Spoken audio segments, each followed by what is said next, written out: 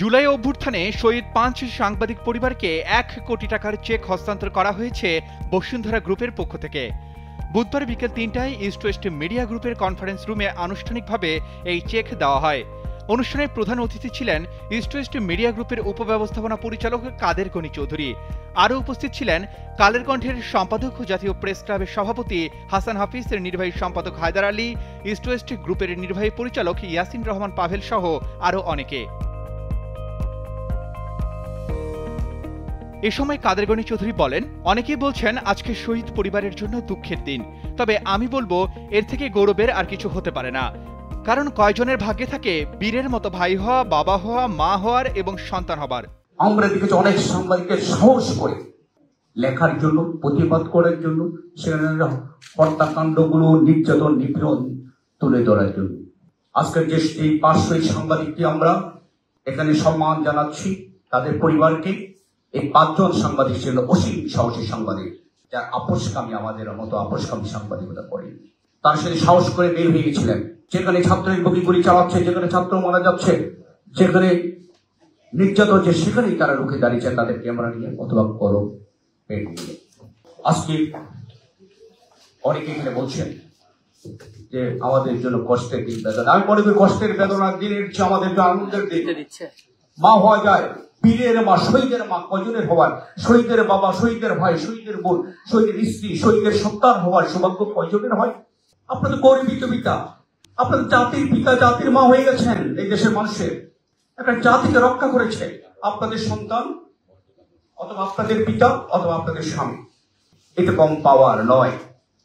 আমরা আজকে এই জাতীয় বীরদেরকে সম্মান জানাতে পেরে নিজেও গর্বিত। আমাদের চেয়ারম্যান মহোদয় আপনাদেরকে সালাম এবং শুভেচ্ছা জানিয়েছেন।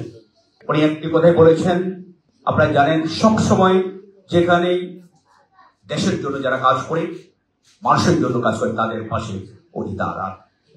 আমাদের গ্রুপ আপনারা জানেন বরাবরই তারা দেশের জন্য যারা ভালো কিছু করেন তাদের পাশে নীরবে, আপনার দুই একটা ঘটনা জানেন, অসংখ্য কাজ করেন যে অতি নীরবে, সে কাজ তিনি অব্যাহত রাখবেন এবং সবসময় আপনাদের পাশে থাকবেন। আমরা ওইখানে প্রতিশ্রুতি দিচ্ছি, ইনশাআল্লাহ আমরা অন্যরা কি থাকবো আমাদের জানি, আমরা আপনাদের পাশে আছি এবং থাকবো।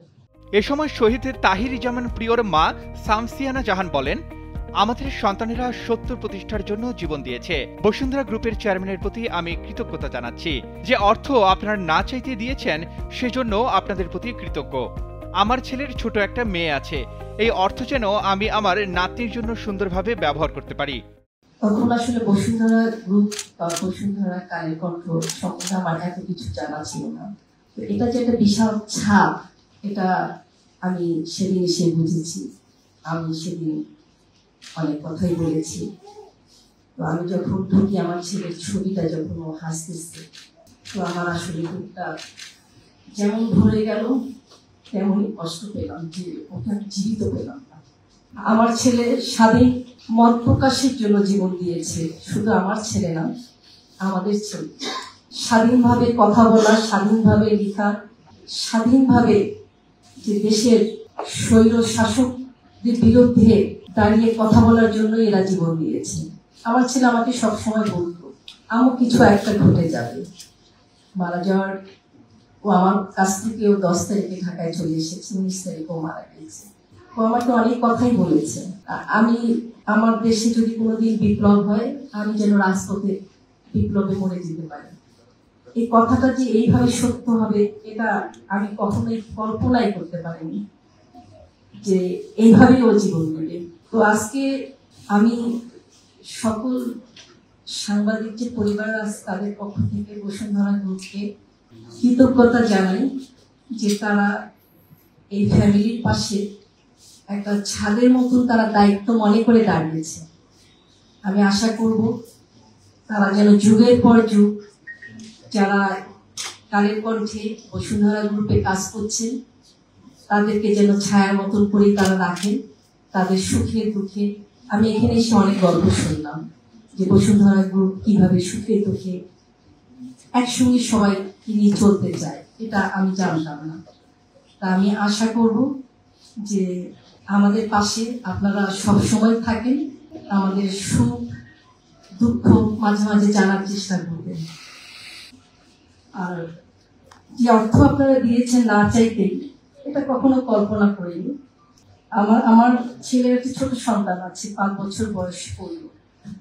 আপনারা দোয়া করবেন যেন আপনাদের এই অর্থ আমার ওই নাতনি জীবনে যেন ভালো কিছু বয়ে আনতে পারে, এটার জন্য তার জন্যই যেন উৎসর্গ থাকে। হাসান মেহেদীর স্ত্রী ফারহানা ইসলাম পপি বলেন, আমার স্বামী যখন মারা যায় এর কিছুক্ষণ আগেও কথা হয়েছে। তখন এত আওয়াজ শুনে আমি তাকে বলেছিলাম, তুমি ঝামেলা থেকে সরে যাও। তখন সে আমাকে বলেছিল, এটা আমার দায়িত্ব, আমি যেতে পারবো না। ও যখন মারা যাওয়ার আধা ঘন্টা আগে ওর সাথে আমার ফোনে কথা হয়।